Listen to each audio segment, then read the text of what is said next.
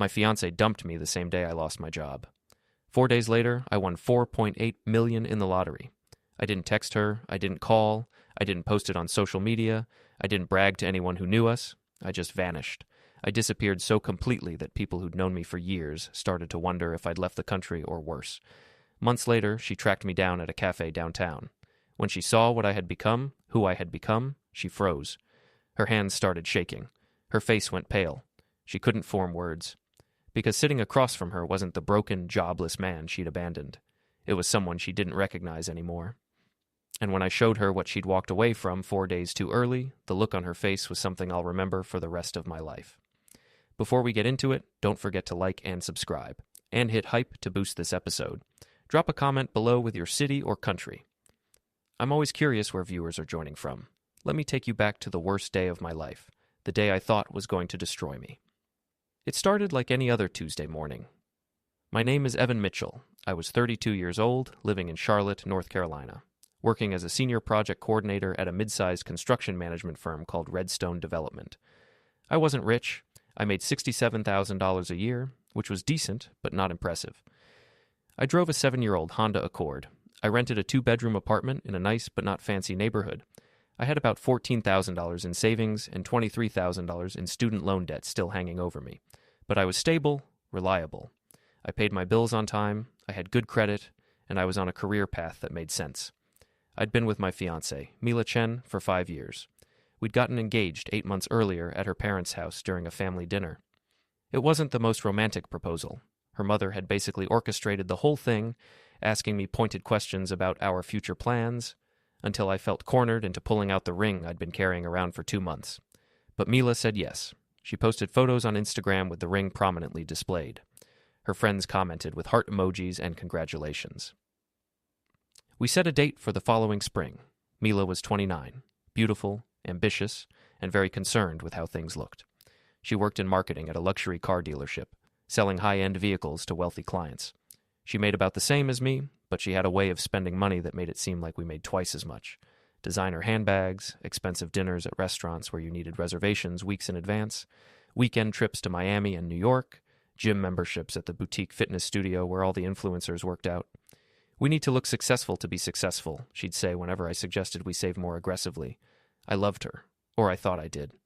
Maybe I just loved the idea of having someone, of being part of a couple, of having a plan for the future that included another person. That Tuesday morning, I woke up at 6:15 a.m., like always. Mila was still asleep, her dark hair spread across the pillow, her breathing soft and steady. I kissed her forehead, showered, made coffee, and headed to the office. I got to work at 7:45 a.m. The parking lot was strangely full for that hour. Usually I was one of the first people there. When I walked into the building, I noticed something was off. People were standing in clusters, whispering. The energy was tense, nervous. My coworker Derek spotted me and walked over quickly. "Evan, did you get the email?" he asked. "What email?" "Check your phone, now." I pulled out my phone and saw an email from our CEO sent at 6:30 a.m. Mandatory all-staff meeting, 8:00 a.m., conference room A, attendance required. My stomach dropped. Mandatory meetings with no context were never good news. By 7:55 a.m., all 140 employees were crammed into conference room A. People were standing along the walls, sitting on the floor, leaning against the back wall. The tension was suffocating. I'd been in tense meetings before, client presentations, project reviews, performance evaluations, but this was different. This felt like waiting for a death sentence. I stood near the middle of the room with Derek and a few other project coordinators. We exchanged nervous glances but didn't speak. What was there to say? At exactly 8:00 a.m., our CEO, Gerald Roth, walked to the front of the room with our CFO, Margaret Stein, and HR Director, Bernard Watkins, flanking him. Gerald was 58 years old, silver-haired, usually confident and charismatic. Today he looked like he'd aged 10 years overnight.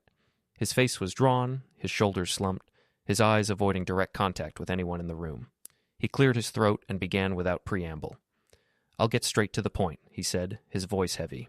"Redstone Development has lost 3 major contracts in the past month due to economic factors beyond our control. Our largest client, Meridian Construction, filed for bankruptcy protection last week, leaving us with over $2 million in unpaid invoices that we will likely never recover." Someone in the back of the room gasped. Gerald continued. As a result, we're forced to make immediate and significant staff reductions to remain solvent. This is not a decision we made lightly. The leadership team has been working around the clock for the past 2 weeks, exploring every possible alternative, but the reality is unavoidable. He paused, his jaw tightening. Effective immediately, we're laying off 62 employees across all departments. If your name appears on the list being distributed by HR, you'll need to return to your desk, collect your personal belongings, and exit the building by 10 a.m. You'll receive 2 weeks of severance pay, accrued vacation time, and information about COBRA continuation for your health insurance. The room erupted in shocked murmurs, people turning to each other, disbelief on their faces. 62 people, nearly half the company. Bernard stepped forward with a clipboard and began reading names alphabetically, his voice flat and mechanical, like he was trying to disconnect from what he was doing. Sarah Anderson, Project Administration. I knew Sarah. She had 3 kids. Her husband had lost his job 6 months ago. Michael Chen, Accounting. Michael had just bought a house. He'd shown us pictures last week.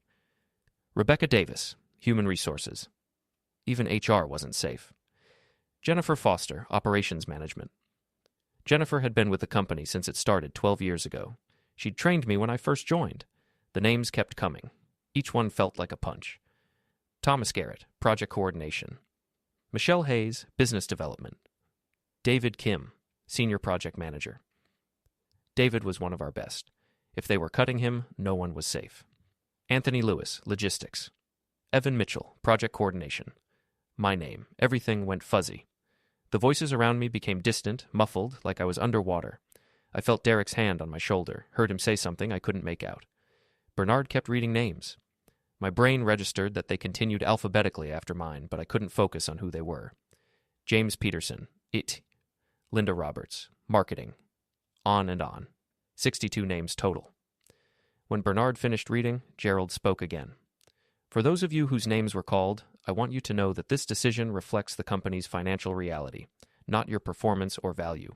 You are all talented professionals, and I have no doubt you'll find new opportunities. We'll provide references and support in any way we can. It sounded rehearsed. Corporate speak for, we're sorry, but you're disposable. For those remaining, Gerald continued, addressing the other 78 people in the room, I know this is difficult and scary. We'll be scheduling individual meetings this week to discuss the path forward.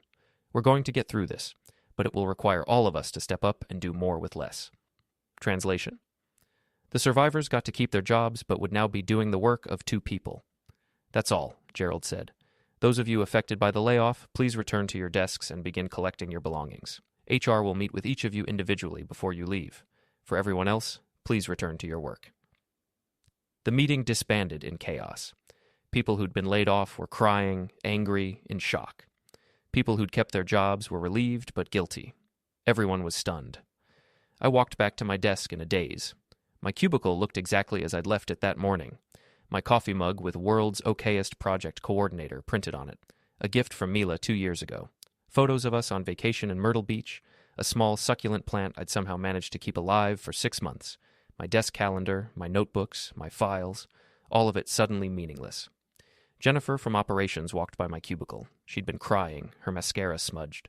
I can't believe this, she said. 12 years. I gave them 12 years. I'm so sorry, Jennifer, I said. You too, hun. You're a good worker. You'll land on your feet? Would I? I wasn't so sure. I found a cardboard box in the supply room, the same supply room where I'd grabbed countless boxes for client deliveries, never imagining I'd be using one to pack up my own desk. I methodically emptied my drawers.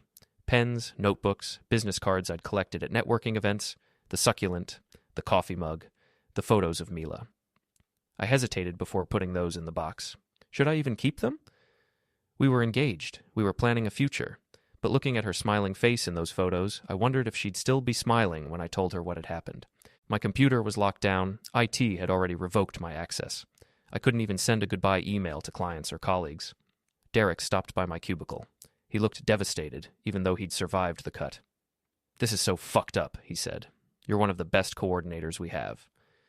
Thanks, man. That means a lot. What are you going to do? I don't know. Start looking for something else, I guess. Update my resume, reach out to my network. If you need a reference, let me know. I'll tell any company how good you are. I appreciate that. We stood there awkwardly for a moment, neither of us knowing what else to say. Take care of yourself, Derek finally said. You too. By 9:30 a.m., I was walking to my car in the parking lot, carrying my cardboard box and trying not to cry. I saw other people leaving too. Some were on their phones, probably calling family members, breaking the news. Some were just sitting in their cars, not moving, processing. I put my box in the trunk of my Honda and sat in the driver's seat for 20 minutes, staring at the building where I'd worked for 4 years. 4 years of early mornings and late nights. 4 years of successful projects and satisfied clients. 4 years of performance reviews that all said exceeds expectations. None of it had mattered. When the market shifted, when the contracts dried up, when the money ran out, I was just a line item on a spreadsheet that got deleted. I finally started the car and drove home, practicing what I was going to say to Mila. I knew she wasn't going to take it well. I'd been with Redstone for 4 years. I'd worked late nights, weekends, handled difficult clients, delivered projects on time and under budget. None of it mattered. By 9:30 a.m., I was walking to my car carrying a cardboard box with my desk plant, some photos, my coffee mug, and a few personal items. Derek walked me out. He'd survived the cuts. "I'm so sorry, man," he said. "This is bullshit. You were one of the best people here." "Thanks," I said numbly. "Good luck with everything." I sat in my car for 20 minutes, staring at the steering wheel, trying to process what had just happened. Then I drove home. It was 10:15 a.m. when it was 10:15 a.m. when I walked into the apartment. Mila was in the living room, dressed in her work clothes, a cream-colored blouse and black slacks that probably cost more than my weekly grocery budget. She was scrolling through her phone, probably Instagram, one leg crossed over the other, perfectly manicured nails tapping against the screen. She looked up, surprised to see me. "Why are you home?" she asked, her brow furrowing. "Don't you have that client meeting at 11? "I got laid off," I said. The words felt surreal coming out of my mouth, like I was talking about someone else's life. She set her phone down slowly, deliberately. "What?" "The company had to let people go. 62 of us. I was one of them. It's done. I'm unemployed." I waited for her to stand up, to hug me, to say something comforting, to react like a partner, like someone who loved me. Instead, she just stared at me with this look I'd never seen before. Her eyes were calculating, measuring, assessing, like she was running numbers in her head, evaluating options, determining the implications of what I'd just said. "How much severance did they give you?" she asked. Her voice was flat, businesslike. Not, "Are you okay?" Not, "I'm so sorry." Not, "We'll figure this out together." Just, "How much money?" 2 weeks of pay, I said. 2 weeks? Her voice rose sharply. "That's it? What about insurance? What about your 401k? What about the projects you had in progress?" "I can roll the 401k over into an IRA. Insurance I can continue under COBRA, but it's expensive. About $600 a month. The projects are reassigned to whoever's left." She stood up and started pacing, her hands gesturing as she talked, her energy agitated and anxious. "This is unbelievable. This is absolutely unbelievable. How could they do this? How could they just let you go like that with no warning?" "They gave us as much warning as they could. The company is in trouble. They're trying to survive." "Trying to survive," she repeated bitterly. "And what about us? What about our survival? Do you know what the job market is like right now, Evan? Do you have any idea how long it could take you to find something at your salary level? 6 months? A year?" "I'll find something," I said, trying to sound more confident than I felt. "I've got a good resume, good references, good experience. Someone will hire me." "Someone will hire you," she echoed mockingly. "Just like that. You'll just walk into a new job making the same money with the same benefits in the middle of a recession." I didn't say it would be easy, but I'll figure it out. "We have savings?" "We have $14,000, Evan." She turned to face me, her eyes flashing with anger. $14,000. That's maybe 3 months of expenses if we're extremely careful. And we have a wedding to pay for. I've already paid non-refundable deposits. I've already sent save the dates to 200 people. My mother has already booked the venue. "Then we'll postpone the wedding," I said, trying to stay calm even though I could feel panic rising in my chest. "We'll push it back 6 months, a year, whatever we need to do. People will understand." She stopped pacing and looked at me like I just suggested we call off the wedding entirely. "Postpone the wedding? Do you have any idea how humiliating that would be? Everyone already knows the date. I've already shown people my dress. My friends are already planning their outfits. What am I supposed to tell them?" "Sorry, we have to postpone because Evan lost his job?" "Yes," I said. "That's exactly what you tell them. Because it's the truth. Because shit happens in life and people adapt. People adapt, she said slowly, shaking her head. You know what my friends are going to think? They're going to think I'm marrying someone who can't even keep a job in a good economy. A good economy? I couldn't keep the frustration out of my voice now. Mila, 62 people lost their jobs today. This wasn't about my performance. The company lost major contracts. This was about survival. There's always an excuse, she said, her voice cold. There's always a reason why things don't work out. An excuse? I got laid off 3 hours ago and you're calling it an excuse? This is a pattern with you, Evan. Something always goes wrong. There's always some obstacle, some reason why we can't move forward. What pattern? What are you talking about? This is literally the first time I've been unemployed since college. She grabbed her purse from the couch and started putting things into it. Her phone charger, her lipstick, her wallet. What are you doing? I asked. I need to think, she said without looking at me. I need space to process this. Process what? Mila, we're supposed to be partners. This is when we lean on each other. This is when we figure things out together. She walked to the bedroom. I followed her. She was pulling an overnight bag out of the closet, tossing clothes into it without bothering to fold them. Where are you going? I asked, my voice rising. To my sister's place. I need space. I need to think about what I want. What you want? What does that mean? You want space to think about whether you still want to be with me? She finally looked at me, and her eyes were cold, resolved, like she'd already made a decision and was just going through the motions. Evan, I'm 29 years old. I'm at a point in my life where I need to make smart decisions. I need stability. I need a partner who can provide security. I need someone who's moving forward, not backwards. Backwards? The word hit me like a slap. I didn't choose to lose my job. This is a setback, not a character flaw. You don't understand, she said, zipping up her bag. I've worked so hard to build the life I want. I've been strategic about every decision, and I can't be with someone who's going to drag me down. Drag you down? I felt like I was in a nightmare, watching someone I loved transform into a stranger. We're supposed to be getting married. We're supposed to be building a life together, for better or worse. Isn't that the whole point? She slung her bag over her shoulder and walked past me into the living room. I didn't sign up to support a man with no future, she said, her voice flat and final. No future? Mila, it's been 3 hours since I lost my job. 3 hours.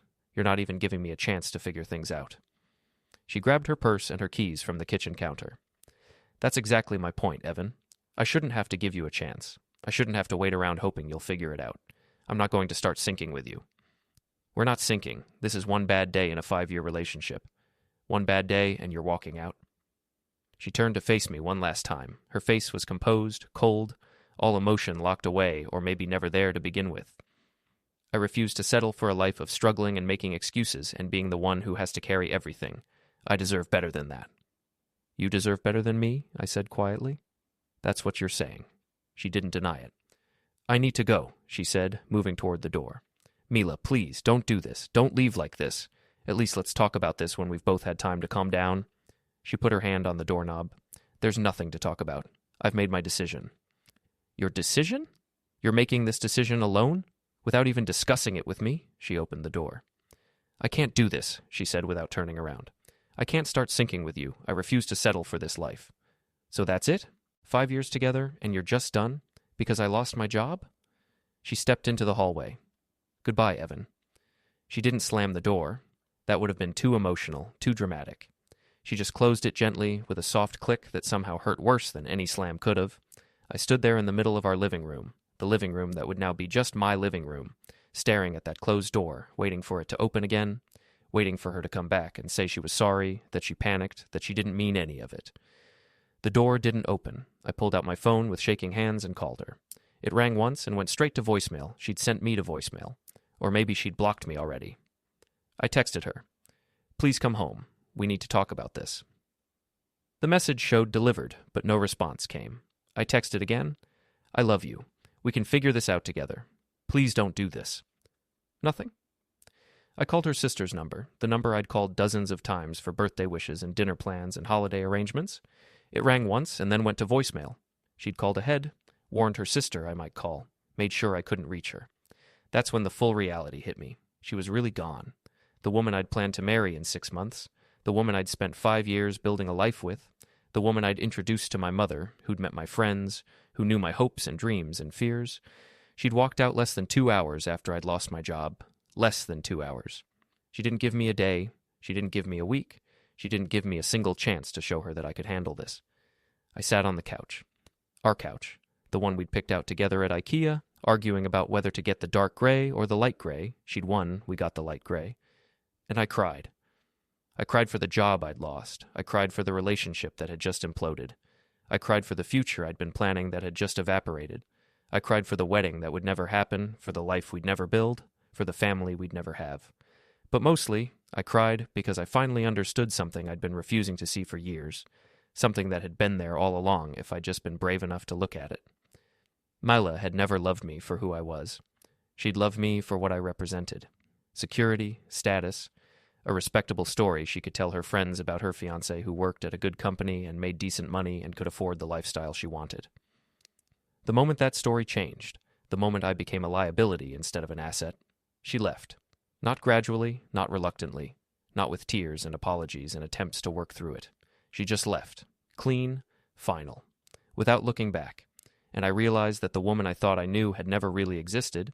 She was a performance, a character she'd been playing, and the moment the script changed, she broke character and showed me who she really was, someone who measured love in dollars and status symbols, someone who valued security over loyalty, someone who would abandon her partner at the first sign of trouble. I sat on that light gray couch in the apartment we'd shared, and I grieved not just for what I'd lost, but for what I'd never really had in the first place.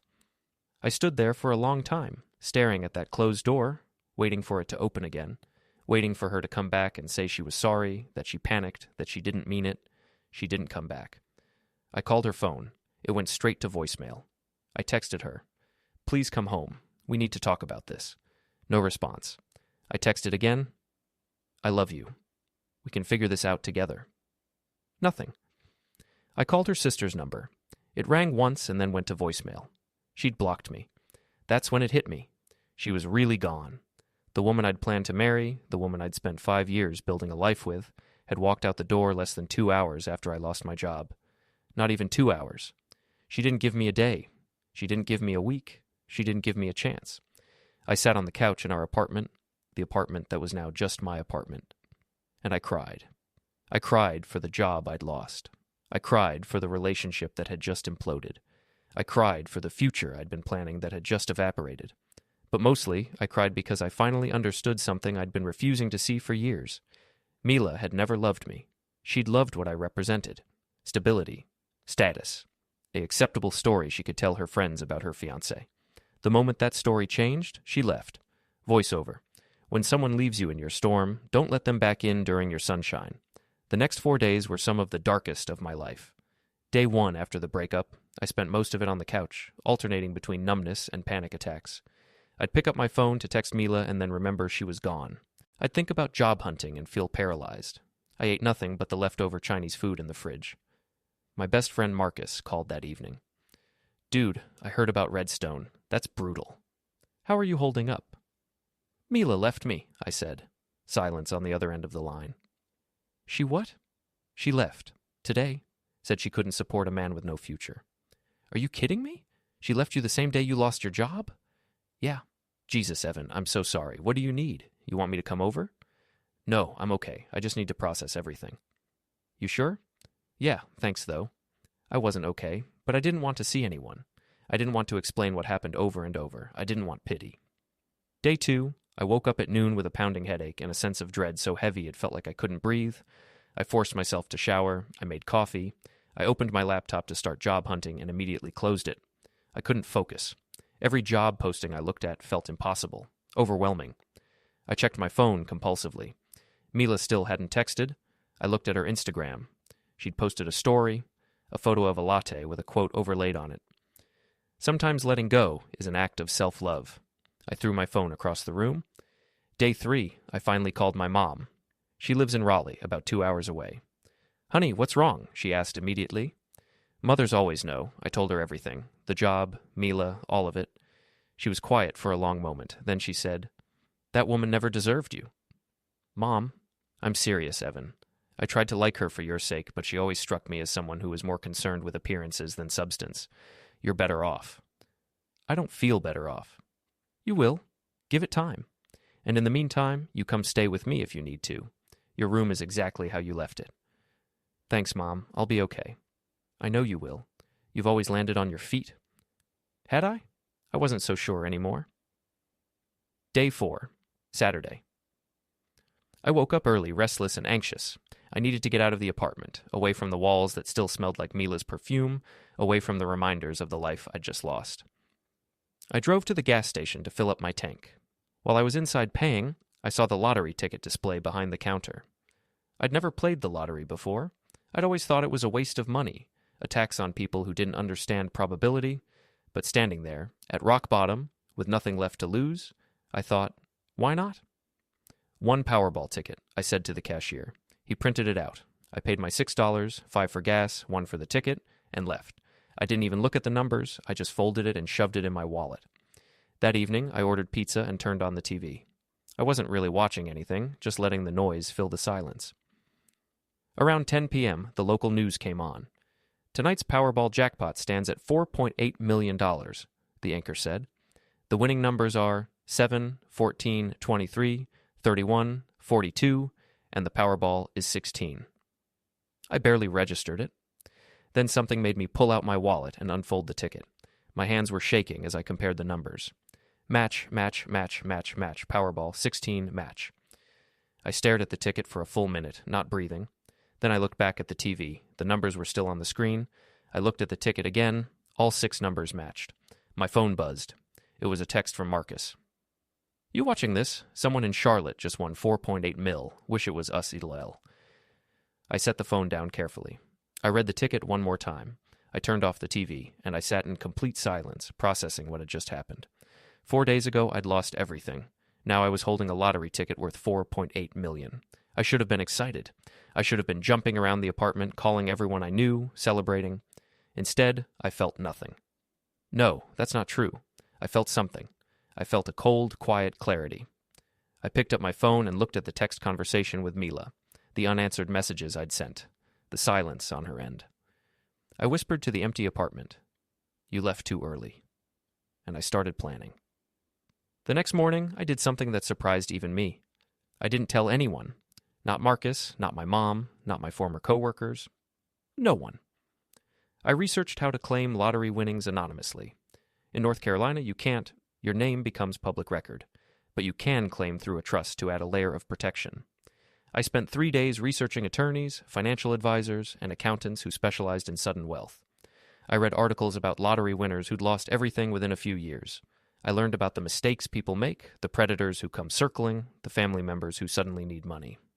On Wednesday, 5 days after winning, I met with an attorney named Patricia Hammond who specialized in estate planning and asset protection. I won the lottery, I told her. I haven't claimed it yet. I need help doing this the right way. She didn't even blink. Smart. Most people claim immediately and regret it. How much? $4.8 million. Lump sum or annuity? I don't know yet. She spent 2 hours explaining my options. After taxes, the lump sum would be about $2.4 million. The annuity would pay out over 30 years, but would total more. Take the lump sum, she advised. You're young, you can invest it wisely, and you have control. I'll set up a trust to claim on your behalf. The trust will be the official winner, which gives you some privacy protection, though your name will still be on record. We set up the trust. I claimed the ticket. The check was deposited into a new bank account I'd opened specifically for this purpose, and then I started making decisions. First, I wasn't going to post about this on social media. I wasn't going to tell friends. I wasn't going to buy flashy things that would draw attention. Second, I was going to leave Charlotte. Too many people knew me here, too many memories. Third, I was going to rebuild myself completely, not just financially, but physically, mentally, emotionally. I worked with Patricia's recommended financial advisor, a no-nonsense woman named Lisa Chen, no relation to Mila, thankfully, who specialized in managing sudden wealth. Rule number 1, Lisa said at our first meeting. Don't touch the principal. Live off the investment income only. With $2.4 million properly invested, you can generate about $70,000 to $90,000 annually in passive income without ever touching the principal. That's a comfortable life, but not extravagant. I don't want extravagant, I said. I just want stable. Good. Then you'll be fine. We set up a diversified portfolio. Index funds, bonds, some real estate investment trusts. Conservative but solid. I paid off my student loans, I paid off my car, I set aside 6 months of living expenses in a high-yield savings account. And then I disappeared. I gave notice on my apartment. I told my landlord I was moving for a job opportunity in another state. I didn't say where. I told Marcus I needed some time alone to figure things out, that I was going to travel for a bit, clear my head, and I'd be in touch when I was ready. "You sure you're okay, man?" he asked. "Yeah, I just need to reset." My mom was harder to convince. "You're worrying me, Evan. This doesn't sound like you." "I'm fine, Mom, I promise. I just need a change of scenery. I'll visit soon." I didn't tell her about the money. Not yet. I loved my mom, but she'd worry, she'd want to help me spend it, she'd tell her friends, and then everyone would know. I packed my life into my Honda Accord and drove west. I ended up in Asheville, North Carolina, about 2.5 hours from Charlotte, far enough to feel like a fresh start, close enough that I wasn't completely unmoored. I rented a modest 2-bedroom apartment in a quiet neighborhood. Nothing fancy. $200 a month. I furnished it simply from IKEA and local thrift stores. To anyone looking, I was just a normal guy living a normal life. But everything was different. I started working out. Not obsessively, but consistently. I joined a gym called Mountain Fitness that had a no-judgment policy and reasonable rates. The first day I walked in, I felt intimidated by all the fit people running on treadmills and lifting weights like it was effortless. But I showed up anyway. I hired a personal trainer named Carlos for 3 months to teach me proper form and build a routine. Carlos was in his 40s, a former college athlete who'd gotten into personal training after recovering from a back injury. "Most people think getting in shape is about punishment," he told me during our first session. "It's not. It's about respect. Respecting your body enough to take care of it." We started slow. Basic strength training, body weight exercises, nothing fancy, just consistent effort. "The first month is the hardest," Carlos said. "Your body will hate you. You'll be sore, you'll want to quit, push through that, and everything gets easier." He was right. The first 2 weeks I could barely move. Every muscle ached. I had to use the handrail to go downstairs. Getting out of bed felt like climbing a mountain, but I kept showing up. 3 days a week with Carlos, 2 days a week doing cardio on my own, 1 day of yoga for flexibility, which I was terrible at but kept trying anyway. By month 2, something shifted. I started looking forward to the gym. The soreness became satisfying instead of painful. I started seeing changes. My arms had definition, my stomach was flatter, my endurance was better. I started running in the mornings before the sun got too hot. Just around my neighborhood at first, huffing and wheezing through a mile, then 2 miles, then 3. By month 4, I ran my first 5K and didn't stop once. Carlos was proud. "You've come a long way, man. When you first walked in here, you looked defeated. Now you look alive." I felt alive. For the first time in years, maybe ever, I felt strong. Not just physically, but mentally. Every workout was proof that I could do hard things, that I could push through discomfort, that I was capable of more than I thought. I changed my diet too. I'd always been a decent cook, learned from my mom, who insisted that knowing how to feed yourself was a life skill everyone needed. But I'd gotten lazy in the last year of my relationship with Mila, relying too much on takeout and restaurant meals. Now I went to the farmer's market every Saturday morning. I learned to meal prep on Sundays. I experimented with new recipes, Thai curry, Moroccan tagine, homemade pasta. Cooking became meditative, therapeutic, a way to take care of myself that wasn't just about nutrition, but about self-respect. I enrolled in a cooking class at a local culinary school called Blue Ridge Kitchen. It was a 6-week course on Wednesday evenings, teaching knife skills, basic techniques, flavor profiles. The class was small, maybe 12 people, mostly retirees and young couples. I was one of the only single people there. The instructor, Chef Marie, was a 60-year-old French woman who'd moved to Asheville from Lyon 20 years ago. "Cooking is love made visible," she'd say in her thick accent. "When you cook for yourself, you say, 'I am worth this effort.'" I'd never thought about it that way, but she was right. I started going to therapy. I found Dr. Rebecca Torres through my insurance website. She specialized in life transitions, relationship trauma, and anxiety. Our first session, I sat in her comfortable office with its soft lighting and plants everywhere, and I didn't know where to start. "Tell me what brings you here," she said gently. I told her everything: the job loss, Mila leaving, the lottery win that should have felt like a blessing but instead felt complicated and confusing, the guilt about having money I didn't earn, the anger at Mila for leaving, the shame about losing my job, the fear about the future. It all came pouring out, and by the end of that first hour, I was crying in a therapist's office, something I never thought I'd do. Dr. Torres handed me a tissue and waited until I'd composed myself. "It sounds like you're grieving multiple losses at once," she said.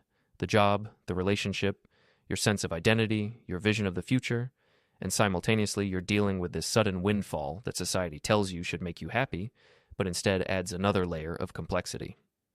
"Exactly," I said. "I should be happy, but I just feel numb, confused, like I don't know who I am anymore." "That makes perfect sense," she said. "Your entire life changed in less than a week. You lost your job, your partner, your daily routine, your sense of purpose, and then you won money that changes everything again. Anyone would feel disoriented." "What do I do?" I asked. "You do the work," she said simply. "You grieve what you lost. You process the trauma of being abandoned when you were vulnerable. You figure out who you are when you're not defined by your job or your relationship, and you give yourself permission to feel whatever you're feeling without judgment. We worked together twice a week for months. Slowly, painfully, I started unpacking everything that had happened. I learned that I'd been using my relationship with Mila to avoid dealing with my own insecurities, that I'd let her opinions and judgments define my worth, that I'd been so focused on being good enough for her that I'd lost sight of what I actually wanted. I learned that losing my job had triggered shame I'd been carrying since childhood. My father had left when I was young, and my mother had struggled financially my whole life.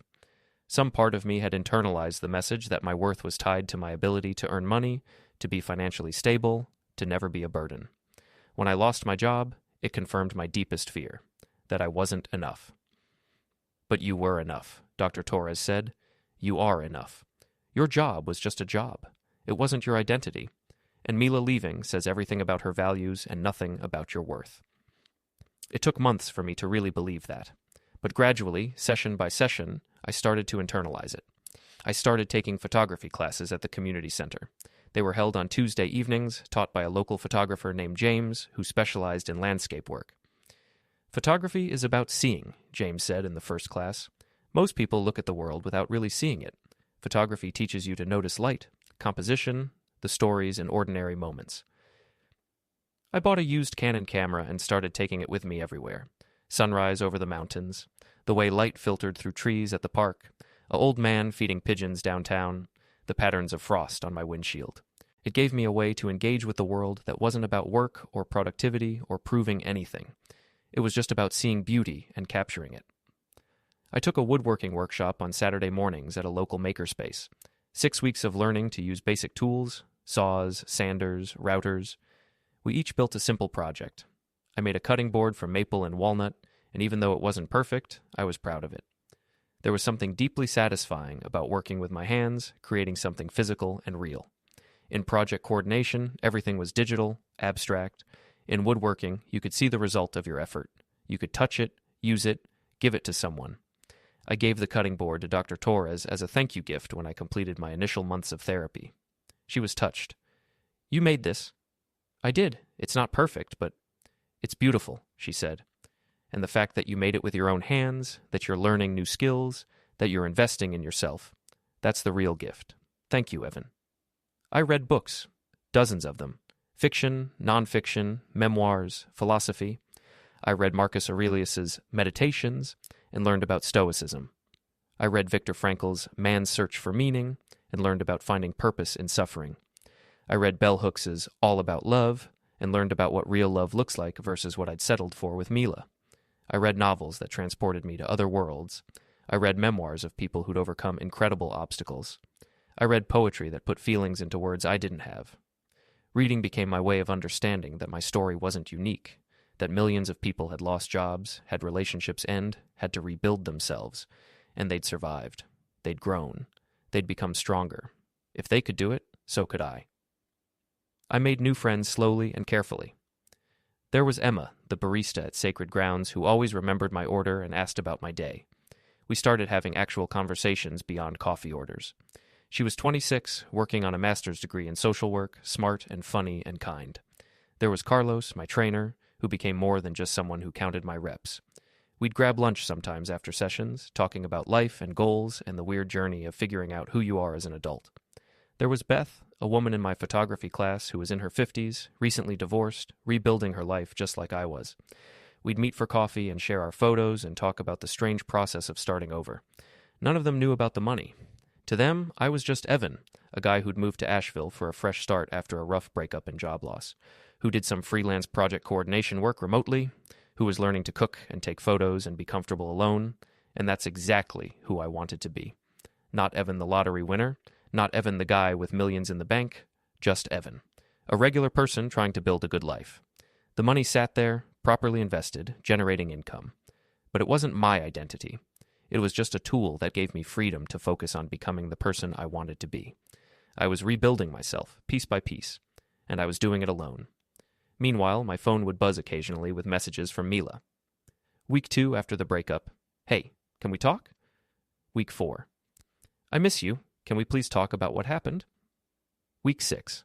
Evan, please answer me. I made a mistake. Week 8. I don't know what else to say. I'm sorry. Please. Week 10. Are you seeing someone else? Is that why you won't respond? I read every message, and I never responded. Not because I was trying to hurt her, but because I had nothing to say. She'd made it clear what I was worth to her. Nothing, the moment things got hard. Why would I let her back in now that things were better? Voiceover. Silence is sometimes the loudest revenge. 4 months after I'd disappeared, I was finally starting to feel like myself again. Or maybe a better version of myself. A stronger version. I'd lost 25 pounds. I had muscle definition for the first time in my adult life. I'd started dressing better. Not expensive clothes, but well-fitted, stylish clothes that made me feel confident. I'd gotten a better haircut. I carried myself differently. More than the physical changes, I felt different inside. Calmer, more centered, less afraid. I'd started dating casually. Nothing serious, just coffee dates and dinners with women I met through friends or apps. It felt good to be reminded that there were people out there who could appreciate me for who I was, not what I could provide. One Saturday afternoon in November, I was at my favorite coffee shop in downtown Asheville, a place called Sacred Grounds. It had big windows, comfortable chairs, good Wi-Fi, and the best pour-over coffee I'd ever tasted. I was reading a book, Meditations by Marcus Aurelius, ironically enough, and drinking my third cup of coffee when I heard a voice. Evan? I knew that voice immediately. I looked up. Mila was standing 3 feet away, staring at me like she'd seen a ghost. She looked different, thinner, tired. Her hair was longer but less styled. She was wearing jeans and a sweater instead of her usual designer outfits. Mila, I said calmly. She didn't move for a moment, just stared at me with her mouth slightly open. Oh my God, she whispered. It's really you. It's really me, I confirmed. You look... She couldn't seem to finish the sentence. Different? I offered. Incredible, she said. You look incredible. I smiled politely. Thank you. How are you? She laughed nervously. How am I? Evan, I've been trying to reach you for months. You disappeared. You changed your number. You deleted your social media. Nobody knew where you went. I thought... She trailed off. You thought what? I don't know. That something had happened to you. That you were... I don't know. I'm fine, I said. Just needed a fresh start. She was still standing there, frozen, staring at me. Can I sit down? She asked. I should have said no. I should have told her I was busy, that I had somewhere to be, that this wasn't a good time. But a part of me was curious. A part of me wanted to see this through. Sure, I said, gesturing to the chair across from me. She sat down quickly, setting her purse on the floor, leaning forward like she couldn't believe I was real. What are you doing in Asheville? She asked. I live here now. You live here? Since when? Since about 4 months ago. Right after we broke up, actually. She flinched at the words broke up, like they were a physical blow. Evan, She took a breath. I need to tell you something. I made a terrible mistake. The worst mistake of my life. I took a sip of my coffee and waited. I panicked, she continued. When you lost your job, I completely panicked. I wasn't thinking clearly. I was scared and selfish, and I didn't handle it the way I should have. I should have supported you. I should have been there for you. Instead, I ran. You did, I agreed. I've regretted it every single day since, she said, her voice cracking. Every single day, Evan. I still love you. I never stopped loving you. I set my coffee down and looked at her directly. Mila, you left me less than 2 hours after I lost my job. You didn't give me a day. You didn't give me a week. You walked out while I was still processing what had happened. I know, and it was terrible. It was cruel. I was cruel. Tears were forming in her eyes. But people make mistakes. People panic. Can't you forgive me? Can't we try again? Try again? I repeated. Yes. We were good together, Evan. We were happy. We can be happy again. I leaned back in my chair and studied her. She was saying all the right words. She looked genuinely upset. Maybe she even believed what she was saying. But I noticed things, small things. Her eyes kept darting to my watch. It was a nice watch. Not Rolex level, but a quality piece I'd bought myself as a small reward for getting my life together. Her eyes moved to the keys sitting on the table. The key fob for my car. Not the old Honda Accord. I'd traded that in for a used Audi A4. Nothing flashy, but definitely an upgrade. She was noticing that I looked healthy, fit, well-dressed, confident. She was recalculating. Evan, she said, reaching across the table to touch my hand. Please, give me another chance. Give us another chance. I pulled my hand back gently. I don't think that's a good idea, I said. Why not? Is there someone else? No, there's no one else. That's not the reason. Then why? If you're not seeing anyone, if you're not still angry... I'm not angry, I interrupted. I was angry for a while, but I worked through it. Now I just see things clearly. See what clearly? Who you are, I said simply, and more importantly, who I am. She frowned. What does that mean? I pulled out my wallet and extracted a folded piece of paper I'd been carrying with me for weeks, waiting for this moment without knowing if it would ever come. I slid it across the table. What is this? She asked. Open it. She unfolded the paper carefully. It was a photocopy of my lottery ticket, the winning lottery ticket, dated 4 days after she left, and a copy of the trust claim document showing the winning amount, 4,800 lin. Her hands started shaking. All the color drained from her face. She looked up at me, her mouth opening and closing like she was trying to speak but couldn't find words. 4 days, I said quietly. You left me, and 4 days later, this happened. Evan? Her voice was barely a whisper. For months, you've been texting me, telling me you made a mistake, that you still love me, that you want another chance. I did make a mistake. You made a mistake in timing, I interrupted. That's the only mistake you made. You left too early. That's not fair. That's not what... Isn't it? I leaned forward. Look at yourself right now, Mila. You saw me walk into this coffee shop, and what did you see? You saw that I looked good. You saw the nice watch. You saw the expensive key fob. And suddenly all that love you've been professing makes sense again, doesn't it? No, she said, but there was no conviction in her voice. If I'd showed up here still broke, still struggling, still driving my old Honda, would you be sitting here begging for another chance? She didn't answer. We both know you wouldn't, I said. Tears were streaming down her face now. I didn't leave because of money, she said weakly. I left because I was scared. You left because you didn't think I'd recover, I said. And you know what? You weren't wrong about that. She looked up, confused. I didn't recover, I continued. I transformed. I became someone different, someone better, someone who doesn't need validation from someone who only values me when I'm useful. I stood up, picking up my book and my keys. Mila grabbed my arm desperately. Evan, please, please, can we just talk more? Can we... I looked down at her hand on my arm, then up at her face. Mila, I genuinely hope you find what you're looking for. I hope you find happiness. But it won't be with me. Why are you being so cold? She asked, her voice breaking. I'm not being cold, I said gently. I'm being clear. You walked out when I was broke and broken. You don't get to walk back in when I'm whole. I carefully removed her hand from my arm. Goodbye, Mila. I walked out of the coffee shop without looking back. Behind me, I heard her crying. I kept walking. I didn't go home right away. Instead, I drove to the Blue Ridge Parkway and parked at one of the overlooks. The mountains stretched out before me, layer upon layer of blue-green ridges fading into the horizon. It was beautiful, peaceful. I sat on a bench and thought about the look on Mila's face when she'd opened that paper. The shock, the horror, the calculation behind her eyes as she realized what she'd walked away from. I should have felt satisfaction. I should have felt vindicated. I should have felt like I'd won something. Instead, I just felt free. Free from the relationship that had never really been a partnership.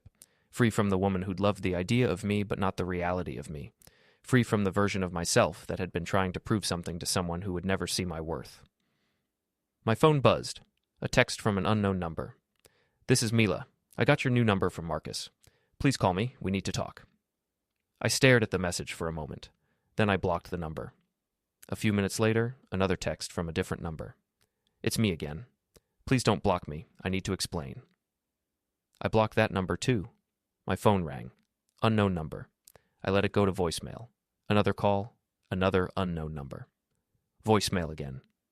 She was desperate now, cycling through different phones, different numbers, different tactics. I turned off my phone and sat in silence, watching the sun start to set over the mountains. The next few days, Mila tried everything.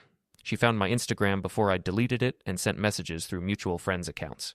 She showed up at sacred grounds every day for a week, hoping to run into me again. I know because the barista Emma told me. That woman's been coming in every day asking about you, Emma said. Is she your ex or something? Yeah, I said. It's complicated. Want me to tell her you don't come here anymore? Would you? Absolutely. She's got stalker energy. She sent me emails, long, rambling emails about how sorry she was, how much she'd changed, how she didn't care about the money. I would love you if you had nothing, she wrote in one. I would love you if you were homeless. I made a mistake, but it wasn't about money. It was about fear. Please give me a chance to prove I've changed. I read them all, and I didn't respond to any of them. Because here's what I'd learned in those 4 months of therapy and self-reflection. It wasn't about the money. It was about what the money revealed. The money was a test, and Mila had failed it before she even knew she was taking it. When I had nothing, she left. Now that I had something, she wanted back in. But the version of me that would have taken her back, the version that believed I needed her, that believed I was lucky to have her, that version was gone. I'd rebuilt myself from the ground up. I'd learned that I was capable, resilient, and worthy of love that didn't come with conditions. And I'd learned that sometimes the greatest gift someone can give you is leaving. 3 weeks after the coffee shop encounter, I got a final email from Mila. I know you're not going to respond. I know I messed up beyond repair. I just want you to know that you were right about everything. I was shallow. I was selfish. I was more concerned with status than with love. And I lost the best thing that ever happened to me because of it. I hope you find someone who deserves you. I clearly didn't. Goodbye, Evan. I read it twice. Then I archived it and moved on with my life. 6 months after winning the lottery, I was living a life I'd never imagined. Not because of the money, though that certainly helped, but because I'd used the time and resources to become someone I actually liked. I was in the best shape of my life. I could run a 5K without stopping. I could do 50 push-ups in a row. I had energy and confidence I'd never had before. I'd finished 6 months of therapy with Dr. Torres. We did a final session where she asked me to reflect on how far I'd come. When you first walked into my office, she said, you were carrying so much shame. Shame about losing your job, shame about the breakup, shame about having money you felt you didn't earn. Where are you now with all that? I thought about it. I'm not ashamed anymore, I said. I didn't choose to lose my job. I didn't choose for Mila to leave, and I didn't choose to win the lottery. But I did choose what to do after all of that happened. I chose to rebuild, I chose to grow, and I'm proud of that. She smiled. You should be. I'd started volunteering at a local nonprofit that helped people who'd lost their jobs, teaching resume writing and interview skills. It felt good to use my experience to help others navigate what I'd been through. I'd made real friends in Asheville. Marcus had visited twice, and both times he'd commented on how different I seemed. You're like calmer, he said during his second visit. More confident, like you finally figured something out. Maybe I did, I said. He looked at me seriously. Are you going to tell me what happened? Why you really left Charlotte? I almost told him, but I decided against it. I just needed a fresh start, I said. Sometimes you have to burn down your old life to build a new one. He nodded, accepting that. Well, whatever you did, it worked. You seem happy. I was happy. For the first time in years, maybe for the first time ever, I was genuinely, authentically happy. Not because I had money, but because I had myself. I'd learned that I didn't need someone else to complete me. I didn't need external validation to feel worthy. I didn't need to prove anything to anyone. I'd learned that the right person would love me when I had nothing, and the wrong person would only love me when I had something. I'd learned that sometimes the trash takes itself out. I eventually told my mom about the lottery win. She cried, then laughed, then cried again. Why didn't you tell me sooner? She asked. Because I needed to figure out who I was without anyone else's input, I said. I needed to make sure I didn't make stupid decisions just because I suddenly had money. And have you? Made stupid decisions? No, Mom, I've made good ones. She visited me in Asheville and saw my apartment, my life, my new routine. "I'm so proud of you," she said, hugging me tight. "Not because of the money, because of who you've become." That meant everything. I did eventually start dating someone seriously. Her name was Sophie, and she was a nurse at the local hospital. We met at a photography class. She had no idea about the money. To her, I was just Evan, the guy who did freelance project coordination and lived in a modest apartment and drove a nice but not flashy used car. We dated for 2 months before I told her. "I need to tell you something," I said over dinner at her place. "Okay," she said, looking concerned. "You're not married, are you?" I laughed. "No, nothing like that. But I'm not entirely honest about my financial situation." She frowned. "What do you mean?" "I won the lottery last year, almost $5 million. I kept it quiet because I wanted to make sure people in my life liked me for me, not for what I had." She was quiet for a long moment. "Is that why you left Charlotte?" she asked. "Partly. My fiancée left me the day I lost my job. 4 days later, I won. She didn't know. I never told her. I just left." Sophie nodded slowly. Wow, that's a lot." "I know, and I understand if this changes things between us." She thought about it. Then she smiled. "Does it change who you are?" "No." "Then why would it change things between us?" That's when I knew I'd found someone real. We've been together for 8 months now. She knows everything. She doesn't care about the money. She loves me because I make her laugh, because I listen when she talks about her hard days at the hospital, because I cook dinner when she works late shifts. That's what real love looks like. Not the conditional love I had with Mila, not the transactional relationship where my value was tied to my income. Real love, the kind that stays when things get hard.